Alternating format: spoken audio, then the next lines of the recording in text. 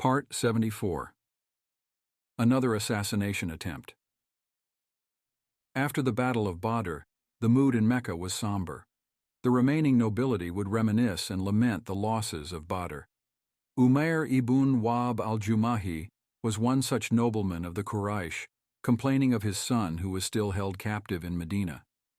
Umayr grew so indignant that he declared, "By Allah, if I did not have a debt to pay and a family to provide for, I would personally go to Medina and execute Muhammad." Safwan ibn Umayyah, the son of Umayyah ibn Khalaf and Umayr's cousin, capitalized on this opportunity and offered to pay Umayr's debts and take care of his family as his own. Umayr accepted the offer and swore a vow of secrecy. He immediately began preparations. He sharpened his sword, soaked it in poison, and left Mecca immediately. He entered Medina veiled, as was common amongst desert travelers, but Umar recognized him immediately. He said, "This dog is an enemy of Allah. By Allah, he has come with evil intent." Umar then informed the Prophet before Umayr entered, and the Prophet asked Umar to bring him. Umar instructed an Ansari, "Allow him to sit with the Prophet, but watch his every move, as this filth cannot be trusted." Umayr entered the mosque with Umar, hand on sword beside him. Umayr greeted the Prophet by saying, "Anim Sabaha, good morning."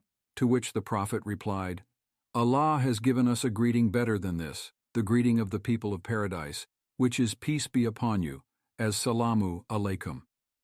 Despite the tense situation, the Prophet always had dawah at the forefront of his mind. The Prophet then got straight to the point. "Why are you here, O Umayr?" Umayr claimed that he came to ransom his son. The Prophet then said, "If that is the case, what is this sword around your neck?" Umayr attempted to de-escalate. "Oh, this? What good did our swords do for us at Badr?" Undeterred, the Prophet said, "Tell me the truth. Why did you come, O Umayr?" Umayr maintained his reasoning until the Prophet said, "No. Rather, you and Safwan were sitting alone in the hijr of the Kaaba, and you were lamenting your losses at Badr. You said, 'Were it not for my debt and family, I would personally kill Muhammad.' Safwan offered to take care of your debts and family so you could kill me, but Allah has come between you and your plans." Astonished, Umayr immediately said, "I bear witness that you are a messenger of Allah." Umayr did not tell a soul, not even his wife or servant, and he knew that it was simply impossible for the Prophet to have known except if Allah informed him. While the likes of Abu Jahl knew that Islam was the truth but still opposed it out of arrogance and pride, some adversaries of Islam were actually sincere in their opposition. Once the truth became clear to them, they embraced Islam without hesitation, and Umayr was one such example. He said, "We would reject you when you claimed that revelation came to you from the heavens, but no one knew of this matter except Safwan and I, and there was no way you could have found out, except through Allah. So I thank Allah for causing me to see the truth and guiding me to Islam." The Prophet instructed the companions, "Teach your brother about the religion, assist him in memorizing some Quran, and free his captive." Umayr's resentment was so severe that he was willing to leave his family and sacrifice his own life, as well as his captive son's life, to assassinate the Prophet. However, as soon as faith entered his heart, he accepted Islam and strived to serve Allah and his messenger. He continued, "O messenger of Allah, I used to strive to extinguish the flame of Allah, even torturing those who embraced Islam.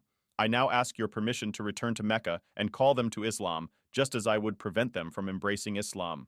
Meanwhile in Mecca, Safwan was waiting excitedly. He would remark to his companions smugly, "Soon, I will bring you glad tidings of an event that will make you forget Badr." When Umayr finally returned, only to disclose his conversion to Islam, Safwan made a vow never to look his cousin in the eye or remain under the same roof for as long as he lived. Umayr preached in Mecca, converting a number of people before emigrating to Medina. Years later, at the conquest of Mecca, Safwan fled, mistakenly assuming that he would be captured and killed. Umayr still had feelings of brotherly love towards his cousin, and he asked the Prophet to grant him amnesty. The Prophet duly accepted, and Umayr tracked Safwan down and encouraged him to return, guaranteeing his safety. Eventually, Safwan returned to Mecca and even accepted Islam, declaring his shahada to the Prophet directly.